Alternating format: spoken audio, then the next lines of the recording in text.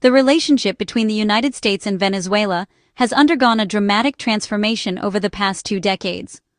Once marked by cooperation and economic partnership, especially in the oil sector, it has now devolved into deep hostility and mutual distrust.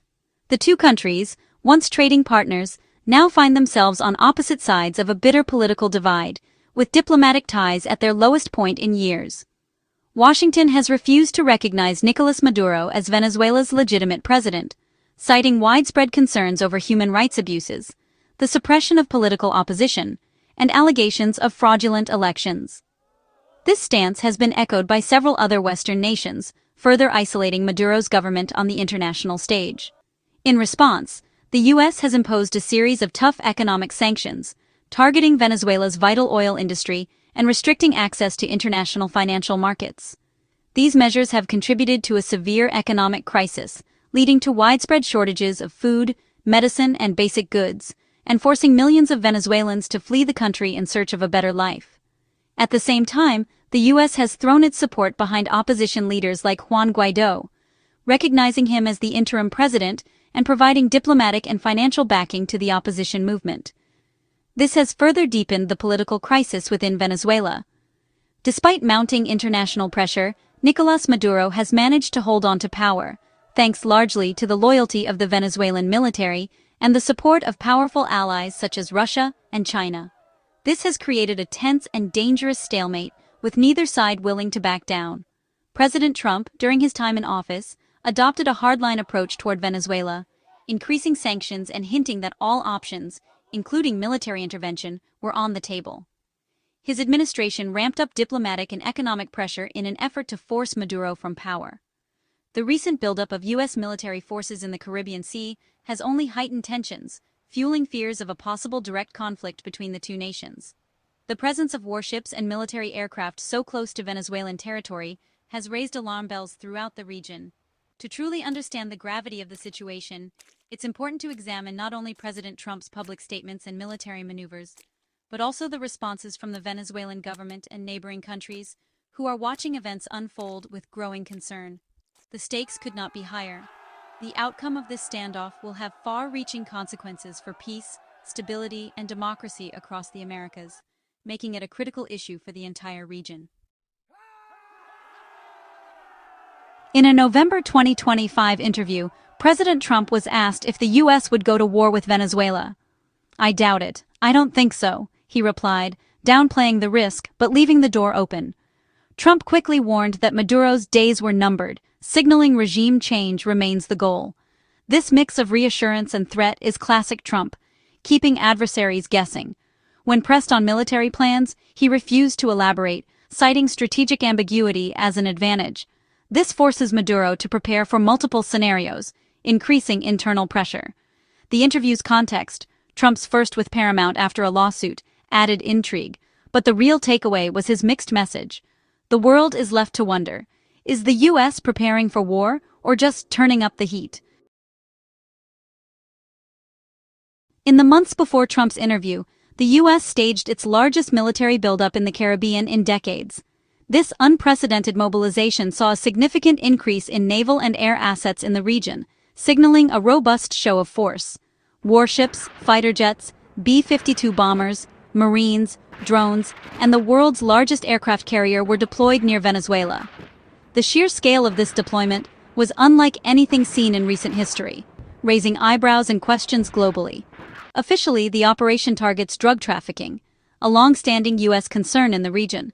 The Caribbean has long been a corridor for narcotics smuggling, and the U.S. has historically maintained a presence to combat this issue. But the scale of the deployment far exceeds typical counter-narcotics missions, raising suspicions of broader intentions.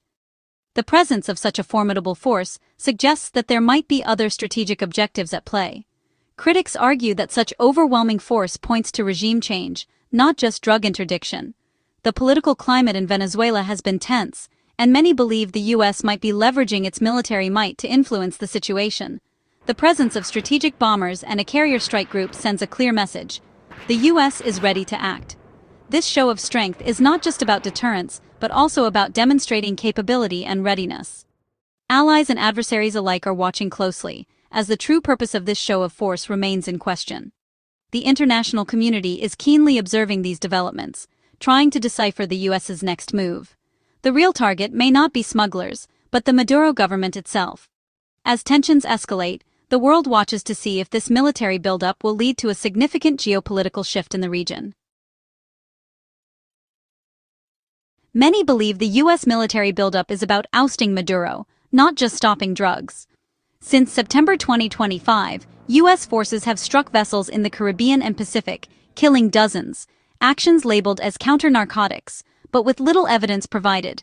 Human rights groups call these strikes illegal, accusing the U.S. of extrajudicial killings. Trump has admitted authorizing covert CIA operations in Venezuela, further fueling regime change suspicions. The drug war narrative offers legal cover for a campaign aimed at destabilizing Maduro's government. This strategy echoes past U.S. interventions, where public justifications mask deeper geopolitical goals. For many, the real objective is clear pressure Maduro until his regime collapses. Trump defends the strikes as vital to saving American lives, claiming each destroyed ship prevents thousands of drug deaths. He hints the mission is about many things, suggesting broader goals beyond narcotics. By linking military action to the fight against drugs, the administration seeks public support for its aggressive stance. Trump also ties Venezuela to U.S. crime, highlighting the Tren de Aragua gang as a major threat. This narrative connects foreign policy to domestic security, justifying tough immigration and deportation measures. The administration frames its actions as necessary defense, not intervention.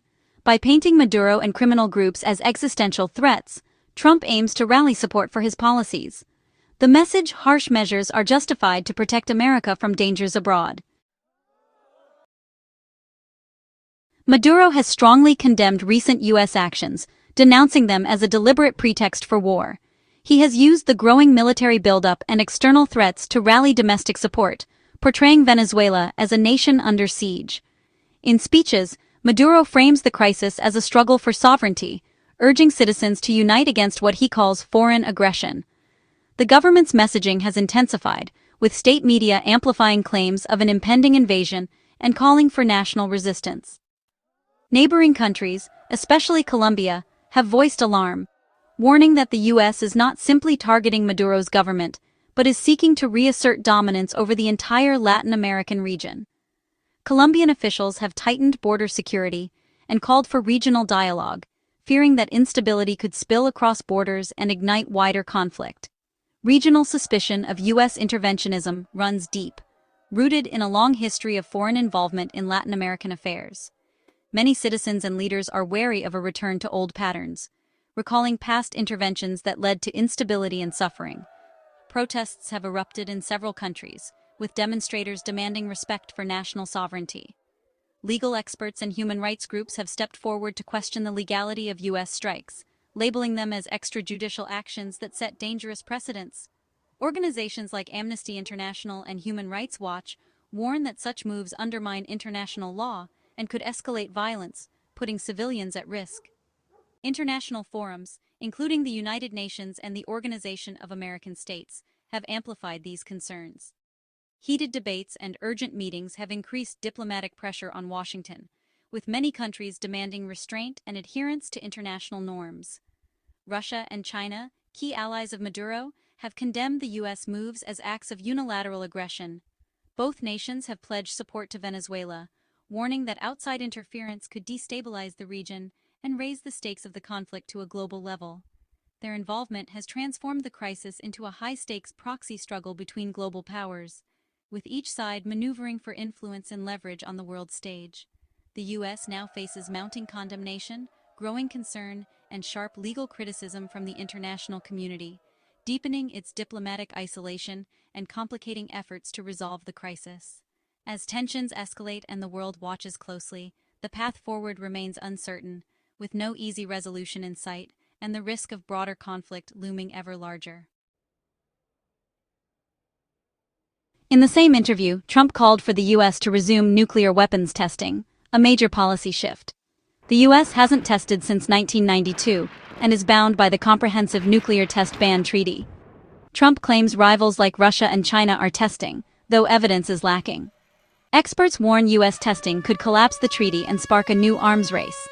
The announcement alarmed the global arms control community, raising fears of renewed nuclear competition. The Energy Secretary later clarified that only non-nuclear system tests were planned, not detonations. Still, Trump's statement cast doubt on America's commitment to arms control. The world is left questioning the future of nuclear restraint. Trump links the Venezuelan crisis to U.S. immigration, arguing instability abroad fuels border challenges. He singles out Venezuelan migrants and the Tren de Aragua gang, framing them as threats to American security. This rhetoric justifies tougher deportation and border policies, tying foreign and domestic agendas together. Trump insists current measures aren't enough, signaling plans for even stricter enforcement. The interview occurred during a prolonged government shutdown, which Trump blamed on Democrats. By focusing on immigration and foreign threats, he rallies his base and shifts attention from domestic woes. The Venezuelan migrant issue thus serves both foreign policy and political purposes. For Trump, border security, crime, and Venezuela are all part of the same fight. As 2025 ends, U.S.-Venezuela relations are at a crossroads. Trump's mixed signals leave the world guessing. He downplays war but escalates military pressure, justifying strikes as necessary for U.S. security. Critics question the legality and true motives behind these actions, while allies and adversaries brace for what's next.